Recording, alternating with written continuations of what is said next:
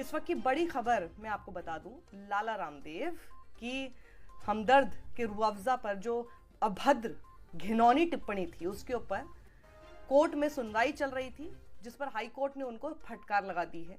और high court ने कहा कि हमें तो अपने कानों पर विश्वास ही नहीं हुआ कि ऐसा भी कुछ कह सकता है कोई शख्स, और आपकी जो गलती है ना वो माफी योग्य तो है नहीं। ये इतनी बड़ी बात हाई कोर्ट ने रामदेव के ऊपर कही। क्या हुआ आज कोर्ट में, मैं आपको सिलसिलेवार तरीके से बताती हूँ। मुकुल रोहतगी हमदर्द की तरफ से अपीयर कर रहे थे कोर्ट में। रामदेव के खिलाफ ये केस था हमदर्द का, जिसमें उन्होंने कहा कि इन्होंने सीधा सीधा रूह अफ़ज़ा को लेकर एक कम्युनल डिवाइड क्रिएट करने की कोशिश की, जिसके जवाब में दिल्ली हाई कोर्ट ने सीधा कहा, shocks conscience of court, this is indefensible. ये तो आप डिफेंड भी कैसे कर रहे हैं पता नहीं, क्योंकि ये तो माफी योग्य ही नहीं है। कोर्ट ने इतनी बड़ी बात उनके शरबत जिहाद वाले इस रिमार्क पर दी है। जस्टिस अमित बंसल हमदर्द की इस सूट को सुन रहे थे रामदेव के खिलाफ, और इसका नतीजा ये रहा है कि फिर से एक बार अपनी गलती तो करते लगातार लाला रामदेव की ये अभी तक की लेगेसी रही है कि ऊट पटांग चीजें बोलते हैं, जैसे कि जानबूझकर बोलते हैं। अब आप ये सोचिए, अब वो बोल रहे हैं कि जी हम अपने सारे इस तरह के एडवर्टाइजमेंट, सारे वीडियो सब कुछ रिट्रैक्ट कर लेंगे, सब हटा देंगे, डिलीट कर देंगे। पर आपने तो अपना काम कर लिया। उस कम्युनल डिवाइड को करके आपने अपनी जो भी चांदी चमकानी थी वो तो आपने कर ही ली ना। अब आप डिलीट करते रहिए, पर आपने अपने शरबत का जो एडवर्टाइजमेंट इस गलत लाइन पर करना था वो आपने कर दिया, और इसीलिए कोर्ट ने कहा कि आपकी गलती तो माफी योग्य ही नहीं है। तो मैं आपको बताती हूँ कि क्या हुआ कोर्ट में। Senior advocate Mukul Rohatgi appear कर रहे थे हमदर्द की तरफ से, और उन्होंने कहा कि ये बहुत ही शॉकिंग केस है, क्योंकि रूह अफ़ज़ा प्रोडक्ट को इन्होंने कम्युनल डिवाइड पर बांटने की कोशिश की, और उन्होंने कहा कि रामदेव के रिमार्क जो हैं वो बिल्कुल हेट स्पीच की कैटेगरी में आते हैं, और ये बिल्कुल शॉकिंग है जो इन्होंने बात कही। रोहतगी ने आगे कहा, इनके अपने रिमार्क से रामदेव ने हमदर्द पर उनके धर्म की वजह से अटैक किया है और उसको शरबत जिहाद जैसा नाम दिया है। एक प्रॉक्सी काउंसिल है जो कि रामदेव की तरफ से अपीयर कर रहे थे और बोल रहे थे और कोशिश कर रहे थे कि पास ओवर मिल जाए इस हियरिंग से। तो कोर्ट ने उन्हें कहा, काउंसिल को कहा कि 12 बजे अपीयर होना होगा आपको यहाँ पर, और कहा कि अगर कोई भी फेलियर इसमें हुआ, मतलब अपीयर आप नहीं हुए इसमें, तो फिर कोर्ट जो है वो बहुत ही स्ट्रॉन्ग सख्त ऑर्डर पास करेगा। इसी महीने की शुरुआत में आपको याद होगा, क्योंकि अभी आप सोशल मीडिया पे आ रहे होंगे, अगर आपने रामदेव की इस तरह की अभद्र टिप्पणी नहीं भी सुनी होगी तो आप हर जगह रूह अफ़ज़ा के बारे में बात होते देख रहे होंगे, या फिर रामदेव के इस शरबत के ऊपर बात करते देख रहे होंगे। इसको पूरा एक जिहाद का, शरबत जिहाद, हेट स्पीच, कम्युनल डिवाइड करने का एक पूरा तरीका अपना लिया गया। लेकिन अपने प्रोडक्ट को प्रमोट करते हुए, पतंजलि के रोज शरबत को प्रमोट करते हुए उन्होंने दावा किया कि हमदर्द का रूह अफ़ज़ा जो पैसा कमा रहा है वो मदरसा और मस्जिद बनाने में इस्तेमाल कर रहा है। और बाद में रामदेव ने अपने इस घिनौने बयान को डिफेंड किस तरह से किया, उन्होंने कहा that he did not name any brand और कम्युनिटी। अब आपने चाहे ब्रांड का नेम नहीं किया, लेकिन सब जानते हैं हम किसकी बात कर रहे हैं। इकलौता ही ऐसा ब्रांड जो कि इतने लंबे अरसे से चला आ रहा है, जो कि रोज शरबत है, वो सबको पता है कि वो रूह अफ़ज़ा है। तो आपने किसके ऊपर अटैक किया वो सब जानते हैं।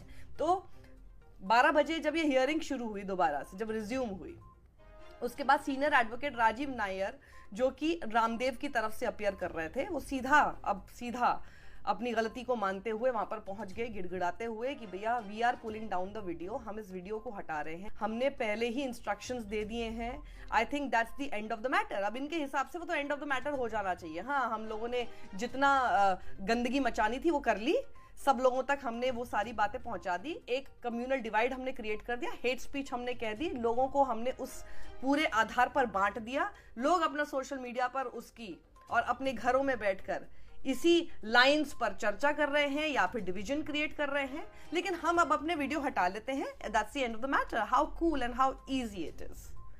तो कोर्ट ने कहा, हम तो बिलीव ही नहीं कर पाए अपनी आंख और कान पर जब हमने ये देखा कि आप ऐसा शरबत जिहाद जैसा एडवर्टाइजमेंट अपने रोज शरबत के लिए कर सकते हैं। हमें तो अपने कानों पर और आंखों पर यकीन ही नहीं हुआ। कोर्ट ने सीधा सीधे कहा। तो नायर ने इन्फॉर्म किया फिर कोर्ट को दैट जितने भी ऐसे एडवर्टाइजमेंट हैं, चाहे वो प्रिंट में है या फिर वीडियो में है, हम उसको हटा देंगे, पतंजलि की तरफ से अगर वो है या फिर रामदेव की तरफ से भी अगर है।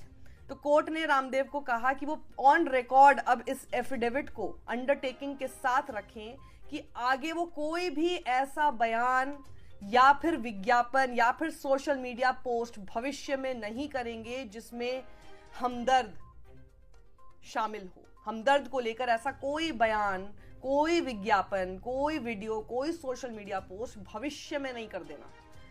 कोर्ट ग्रांट्स अ वीक्स टाइम, अब सिर्फ एक हफ्ते का समय रामदेव को दिया गया है कोर्ट की तरफ से ताकि वो अपना एफिडेविट फाइल कर सकें। और अब इस मैटर को 1 मई के लिए लिस्ट किया गया है। 1 मई को क्या होगा, कोर्ट कितनी सख्ती से उनके ऊपर एक्शन लेता है, ये देखने वाली बात होगी, क्योंकि ये कोई पहली बार नहीं है जब रामदेव जो है हर तरह की बातों का उल्लंघन कर रहे हैं। आपको याद होगा पिछली बार भी जब कोर्ट ने इनको, तब भी सुप्रीम कोर्ट ने बल्कि इनको लताड़ा था उस टाइम पे, वो इसलिए क्योंकि इनसे जब खास तौर पर कहा गया था कि आप इस तरह के कोई भी विज्ञापन नहीं देंगे जो कि गलत हैं, लोगों को लुभाने के लिए आप इस तरह की कोई भी बात नहीं करेंगे। उसके ठीक 24 घंटे के अंदर ये शख्स बैठ गया था प्रेस कॉन्फ्रेंस करने के लिए, और प्रेस कॉन्फ्रेंस में इन्होंने वही सारी बातें और सुप्रीम कोर्ट की उस हिदायत का मखौल उड़ाते हुए वो सारी बात कही।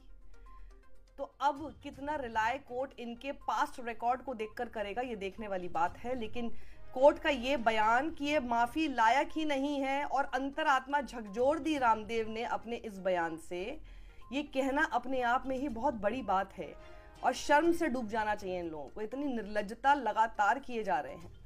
तो ये साफ तौर पर समझते हैं रामदेव ने एक्चुअल में वो ऐसी भाषा और ऐसी क्या अमर्यादित टिप्पणी की थी जिसके बाद कोर्ट को ये सब इतनी बड़ी बात कहनी पड़ गई। 3 अप्रैल की ये बात है जब पतंजलि के शरबत की लॉन्चिंग की गई थी। उन्होंने सोशल मीडिया प्लेटफॉर्म पर, सोचिए विज्ञापन के लिए क्या क्या कर लेते हैं, अपनी जेब भरने के लिए क्या क्या किया गया। उन्होंने सोशल मीडिया प्लेटफॉर्म एक्स पर कहा था कि एक कंपनी शरबत बनाती है, उससे जो पैसा मिलता है उससे मदरसे और मस्जिदें बनवाती है। बाबा रामदेव ने कहा था कि जैसे लव जिहाद और वोट जिहाद चल रहा है वैसे ही शरबत जिहाद भी चल रहा है। और इसके खिलाफ ही रूह अफ़ज़ा शरबत बनाने वाली कंपनी हमदर्द ने खामोशी नहीं अख्तियार की, वो सीधे अब पहुंच गए दिल्ली हाई कोर्ट याचिका दाखिल करके। कंपनी की ओर से वरिष्ठ वकील मुकुल रोहतगी ने दलीलें दी और रोहतगी ने कहा कि यह धर्म के नाम पर हमला है जो कि बेहद ही शॉकिंग है। हैरान करने वाला है कि कोई इस तरह की बातें कैसे बोल सकता है। हाई कोर्ट ने बोला कि ऐसी बातें आप अपने तक ही रखें, जाहिर ना करें। रोहतगी ने कहा कि रामदेव ने अपने बयान के जरिए धर्म के आधार पर हमदर्द कंपनी पर हमला किया है। उन्होंने शरबत जिहाद का नाम लिया। रामदेव का नाम मशहूर है, बिना किसी दूसरे प्रोडक्ट की बुराई के वो पतंजलि का सामान बेच सकते हैं। ये बयान बुराई करने से आगे निकल गया है, ये धार्मिक बंटवारा करता है। रामदेव का कमेंट हेट स्पीच की तरह ही है। रोहतगी ने भ्रामक विज्ञापनों के केस की याद दिलाई और कहा कि सुप्रीम कोर्ट ने रामदेव और बालकृष्ण को लोगों से माफी मांगने का आदेश दिया था। रोहतगी बोले कि विज्ञापनों के जरिए लोगों में भ्रम फैलाया गया और एलोपैथिक दवाइयों के खिलाफ बयान भी दिए गए। रामदेव ने शरबत के प्रचार के दौरान 2 बयान दिए। क्या थे वो 2 बयान? पहला, मस्जिद मदरसे बनवाती है शरबत कंपनी, और दूसरा बयान था कि पतंजलि शरबत पिएंगे तो गुरुकुल बनेंगे। मतलब इस तरह की इन्होंने बात कही, और जब ऐसी बात इन्होंने कही है तो उसके बाद आप सोचिए शरबत जिहाद जैसी एक टर्म वायरल होने लग गई। घर घर में इस तरह का एक डिवाइड क्रिएट हो गया। अब आपके वीडियो हटाने से क्या हो जाएगा? ये रिपीट ऑफेंडर हैं। ये लगातार देखिए ना, मुकुल रोहतगी ने जो कोर्ट में बात याद दिलाई है वो बात सच है कि पहले भी इस तरह की चीजें कर चुके हैं। ये हर किसी के खिलाफ इस तरह की हरकत करते हैं, अपना प्रचार कर लेते हैं उस पूरी घटिया एडवर्टाइजमेंट से जिसमें आप सिर्फ दूसरे की बुराई नहीं कर रहे हैं। आप सोचिए यहां पर तो ये इस तरह से लांघ गए। पहले इन्होंने एलोपैथिक दवाइयों की बुराई ही नहीं की थी, बल्कि उन्होंने इस तरह के जो दावे किए थे उसमें बेसिकली इन्होंने पेशेंट्स की जान को खतरे में डाल दिया। और यहां पर इन्होंने धर्म के नाम पर इस तरह की टिप्पणी करके माहौल इतना खराब कर दिया है, हेट स्पीच, भड़काऊ भाषण दे दिया और अपना विज्ञापन के नाम पे कर दिया। अब आप वीडियो हटाते रहिए, क्या फर्क पड़ता है? आपने तो जो सोसाइटी में डिवाइड क्रिएट करना था वो तो आपने कर दिया, और ये हर बार ऐसे करते हैं। उसके बाद फिर जाके माफी मांगना शुरू हो जाएंगे और कहते हैं जी हम हटा लेंगे, हम ये वापस करेंगे। सुधरते लेकिन नहीं है।